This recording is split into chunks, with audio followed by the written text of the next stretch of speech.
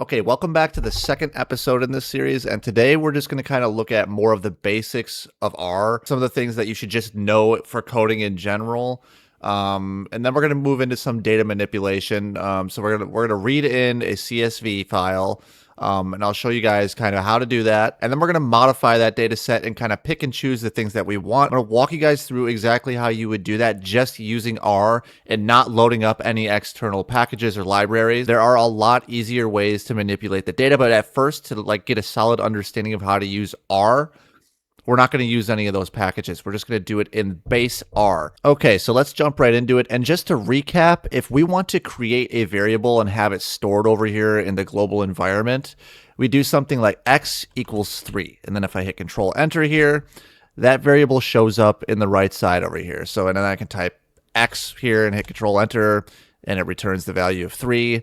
And I know it might be a little confusing to see this and be like, well, what is the value of this? Why does it matter if we store it over here in the global environment? When you have scripts that are like hundreds of lines long, you're going to reuse variables.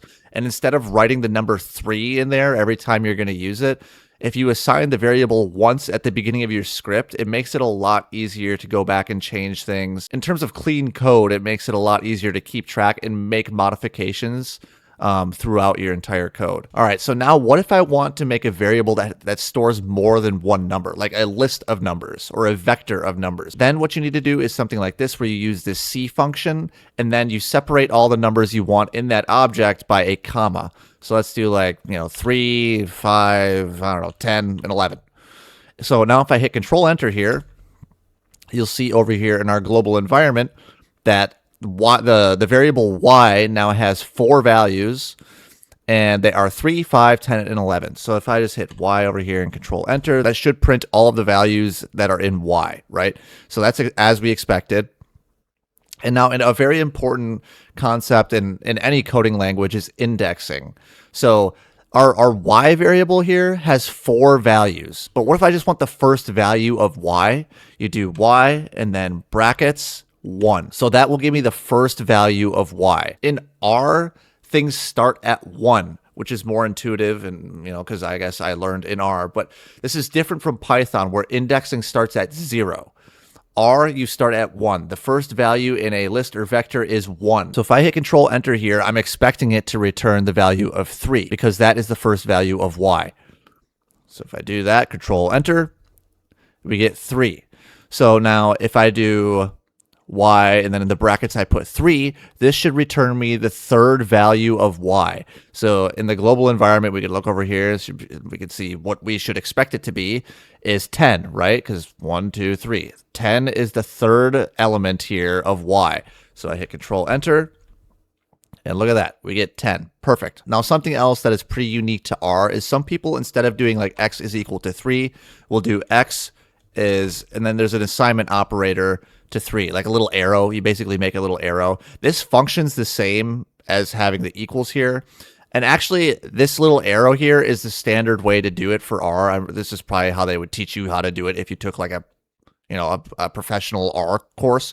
But they operate the same. And honestly, like the equals just makes more sense to me. It's just more intuitive. It's easier for me to just remember, and kind of it doesn't mess up my workflow at all. So I saw no reason to ever change it. But either way works. If you want to use the assignment operator as this little arrow, that's totally fine. In fact, it's probably the better way to do it in terms of, what is standard R coding, but the equals works just the same. Maybe I should do a different number just for testing. So x is equal to 5, that changed, and then x is equal to 6. That changed, right? So either way works. I just wanted to bring it up that if you see this little arrow in other tutorials or lessons, that's the same thing. Now let's look at some basic logic operators here. So if I want to check if something is exactly equal to something else, you use a double equal sign. Okay, so if I want to see if 5 is equal to 5, is 5 exactly equal to 5? The answer is yes, but this isn't going to print a yes, it's going to print true. It's going to return a true value. So I hit Control Enter there and I get true. If I put an exclamation point equals, that's checking if our first value is not equal to our second value. So this should return false because 5 is 5 and they are not equal, so it does return false. Basically, when you see an exclamation point in a lot of coding languages, it means not, or the opposite of what comes after. So let's back up a little bit and see if we can manipulate our y variable a little bit and also our x variable. So in the last video, you saw that we could do x plus 3. And if we run that, we're expecting it to be 9 because x is equal to 6. We can also look over here in our global environment and see that x is equal to 6. So if I do x plus 3, we get 9. But now what happens if I do y plus 3, right? This is something strange is going to happen here because y is not one number.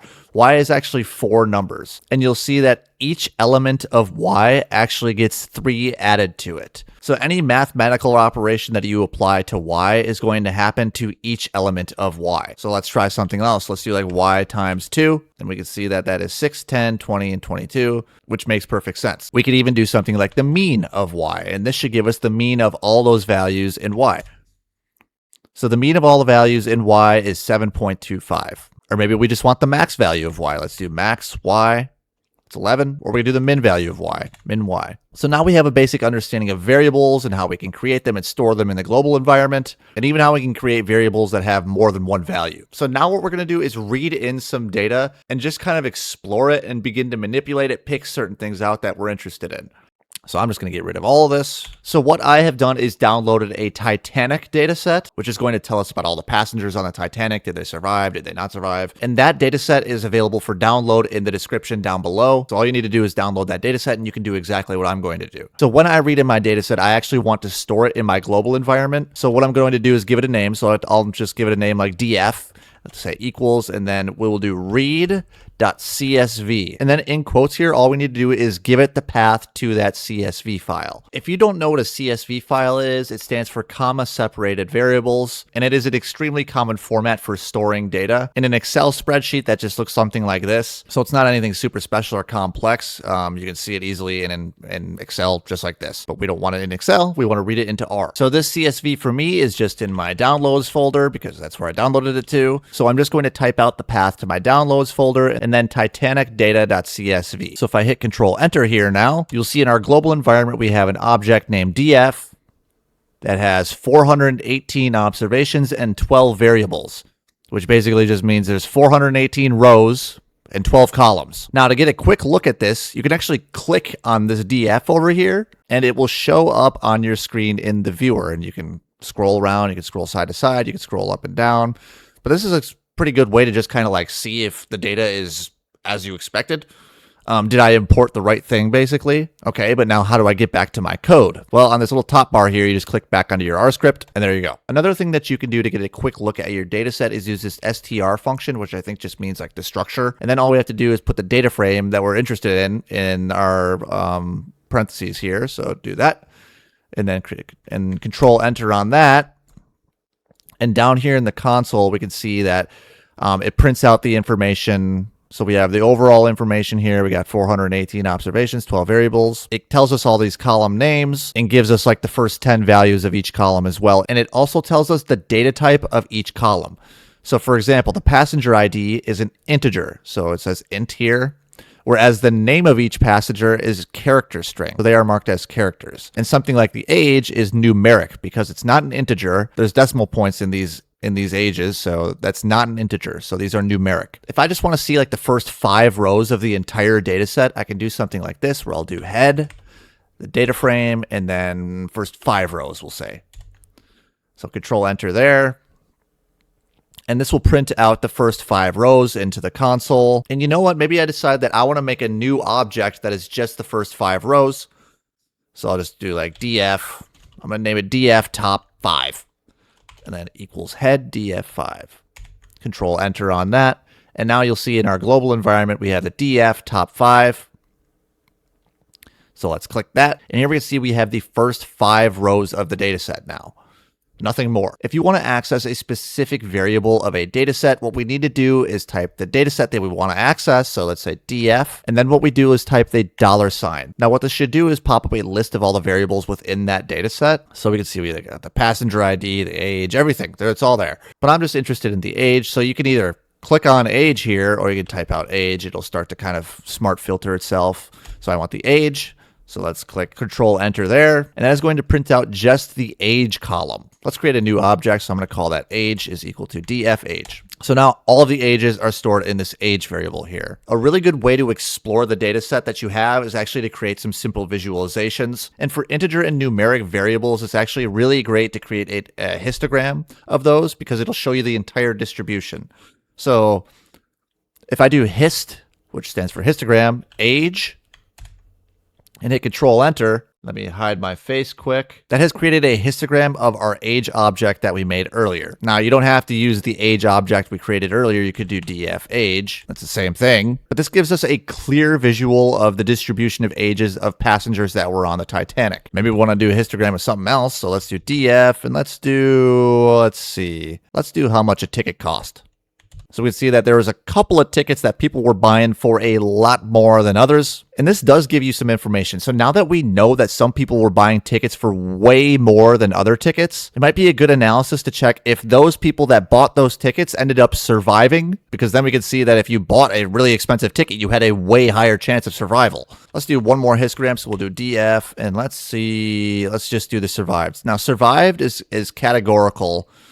It's either 0, they didn't survive, or it's 1, they did survive. So let's see what that looks like. While a histogram may not be the best way to visualize this, we can get a clear picture that more people did not survive than did survive, right? Now let's say that we want a data set of only people that are above the age of 50. So let's call that df old, and that will be equal to our original data frame, and we're going to put brackets here now. And so when you have a data frame object, and then you put brackets after it, anything before this comma is how you are selecting the rows that you want, and anything after this comma is how you are selecting the columns that you want.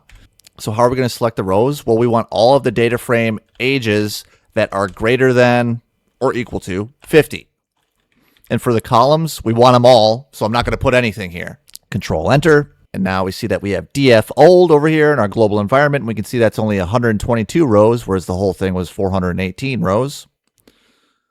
And just to confirm that worked, let's use the range command, and we'll do df old and age. So let's find the range of the ages in df old. Now what you're going to see here is it's going to be NAs, right? It's going to go NA and NA. That's because if we click on our df old over here, we scroll over to age, you'll see that some of them are NA, meaning there's no entry basically for that passenger for their age. So how do we get around that? Let's do comma na.rm.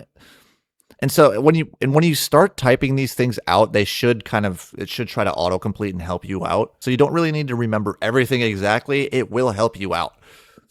And that's the one we want, na.rm. And we'll call it, say, true. So now if we run this and hit Control Enter, we see that the minimum of the ages is 50 and the max is 76. So our code before worked. We are keeping everybody over the age of 50. Now, just out of curiosity, let's do another histogram of the survival rate of the older people. So that would be survived. I'll remove my face again really quick. And I don't remember exactly what the other one looked like. So I'm going to come back up here to our original histogram of survived. And I'm going to hit Control Enter. And now we can toggle between the two. And proportionally, it looks like more of the old people died as opposed to the entire population histogram. So, I mean, there's definitely more mathematical ways we could check if that's actually true, but just eyeballing it, we can kind of see that easily. And already we can start to see the power of R, right? We haven't loaded up any external libraries or packages. We're just using all of the tools that they have available to us out of the box. And a lot of the stuff that I'm showing you right now, like filtering ages for over 50, is way easier and more intuitive when you use an external package, but I'm not going to do that for this video. We'll do that next time because I want you to have a solid understanding of kind of what's going on in base R first. But with packages, all of this becomes much more intuitive and easier to read. Now, let's say that we're working as a data analyst and our manager wanted us to give him a data frame of all the passengers that were over 50, but not only over 50, only the ones that survived as well. So let's make a new object called df old survived, and let's make that equal to. Now we could make a modification to our df old, but for this example, I'm going to make a modification to our original data frame so I can show you how to use the AND operator. So we start with our original data frame, we go brackets, and then let's put our comma in here. So remember, everything before the comma is how we're specifying the rows that we want. Everything after the comma is how we specify the columns that we want. So we want all the rows where df age is greater than or equal to 50. Now, if I just put and here, I can put another condition after this that also has to be true to filter for those rows. So now let's say df survived is equal to 1, right? I don't say is equal to 1 with one equal sign, because with one equal sign, it's like trying to assign something to the global environment, right?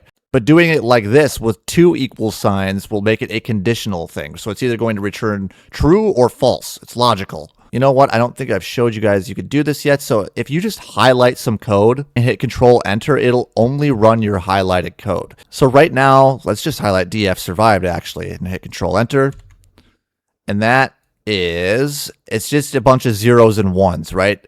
It's either 0, they did not survive, or 1, they did survive. Now, if I do df survived equals 1, it's either going to be true or false. Is the value of df survived exactly equal to 1 or not? Control Enter there. And now we can see that instead of zeros and ones, it's a bunch of trues and falses. So how this is going to work is if df age is over 50, and only if df survived is equal to 1. That's how we're going to select our rows. And actually, instead of selecting 0 columns, we could say that we want the first, second, third, and fourth columns. I don't know. Why not? Because I'm telling it I want more than one column, I have to use this C function as we did before. So now if I hit Control Enter here, I see that we have a new object over here, df old survived. And if I click on that, you'll see I only have 4 columns, and we can see over here that we only have 41 rows. Okay, so last step. Our boss wanted this output so he can have it. So how do we give it to him? Well, we read in a CSV. So now let's write this as a CSV. So we do write CSV, and we want to write our df old survived. And then we give it the path we want to write it to. So I don't know. I'll just put it in my downloads folder again. And I'll call this Titanic old survived CSV.